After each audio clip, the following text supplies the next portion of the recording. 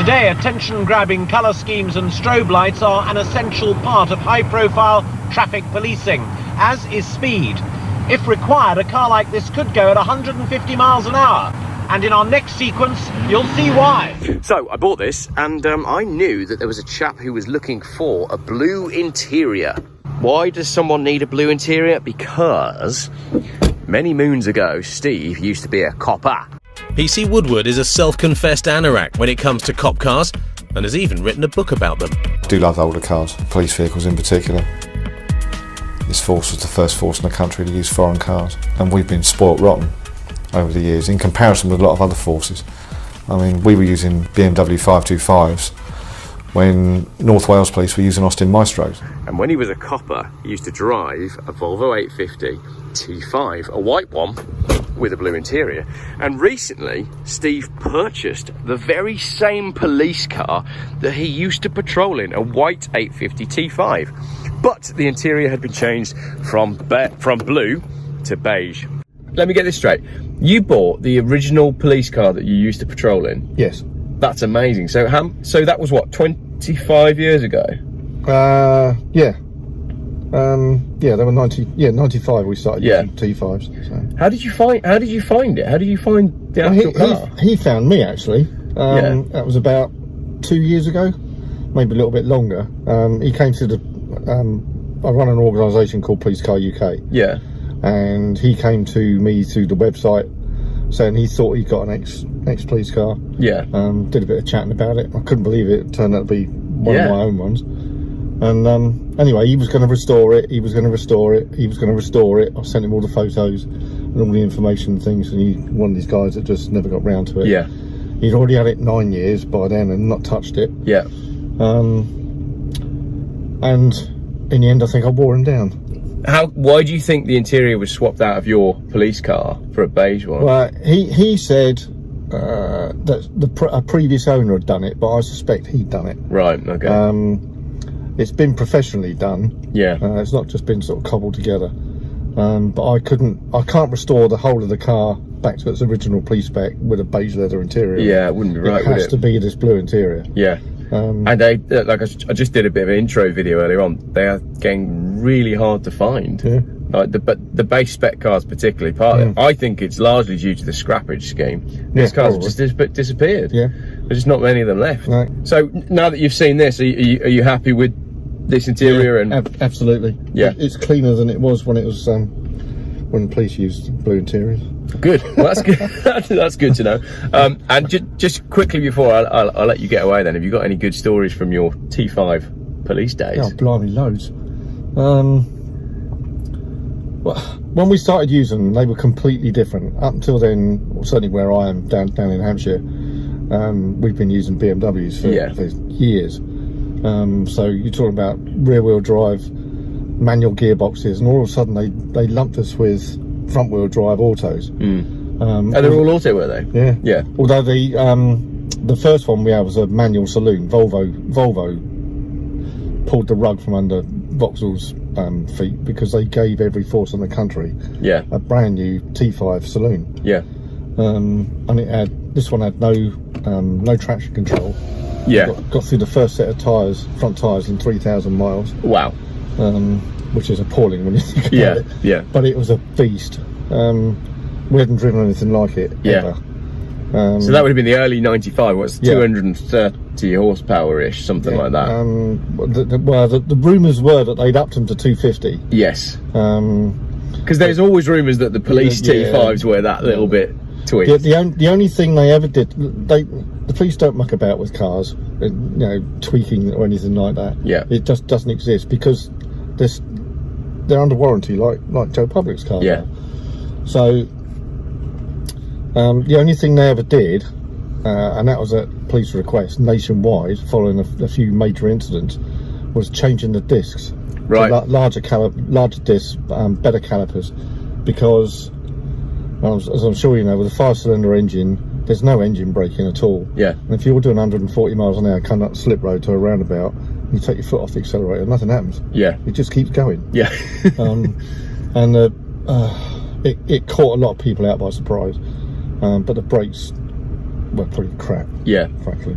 So Volvo then up the rate of the discs and the calipers, which did make a significant difference. Yeah. They were cracking cars. I did have one. Well, many incidents, but one in particular that taught me a very salutary lesson was, I think it was about the second or third week we had it. It was pouring with rain, and I was trying to catch up with a pursuit in the city that had been going on for about 20 or 25 minutes. And I came to a big crossroads, traffic light control crossroads, went to turn hard left, and it just kept going forward because I'd got my foot on the floor, Yeah. like you would in a BM, to power it round the corner, and it didn't. Yeah. Even on full lock, it just went straight ahead. Yeah. Until I literally took my foot off the accelerator, and then it bit and turned left. So how many years did they run the T5s for then? Still doing it. They still run the T5s, Yeah, but that. yeah. So how long would an 850 T5 have stayed on the force? Like 2 years, 3 years? Yeah, about 2 years. And what would the mileage be when they parted with them? And it would depend on the overall condition of the car, anywhere between 150 and 200,000. Yeah. What mileage is yours on now then? Well, it says 208. But it stopped Yeah. when? What was the condition like when you got your police car back then? Well, he did the dirty on me really, because he sent me all the photos of it when he got it brand new. Yeah. Or new to him. So it looked pristine. And when I got there, I nearly cried because all 4 tyres were completely flat. Yeah. They weren't just flat; they were split. Yeah.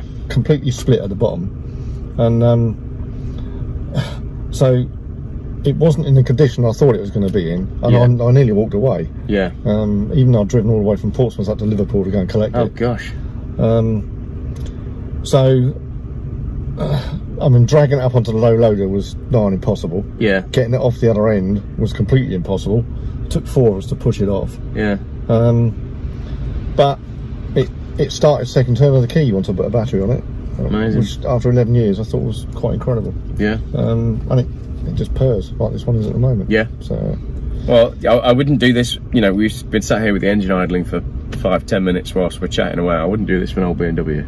I just wouldn't trust it. But Volvos, I just know that going to be all right. With an old BM, it'll overheat. Exactly. Yeah. Which is why we used to carry gallons of water in the back of the patrol cars. Yeah. Brilliant. Literally, because they'd just throw up everywhere on a hard shoulder. So, what was the what was the fastest that you got a T5 to whilst driving under blue lights? 148. 148. Yeah. Brilliant. But that would be done every day. Yeah.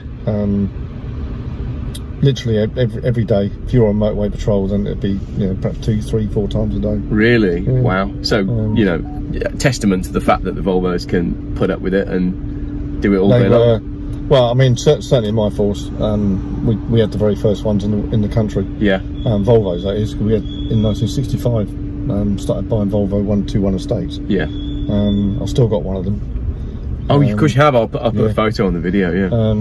And we've used Volvos ever since. Yeah. 144s, 240s, 360 GLEs, which were awful. Yeah.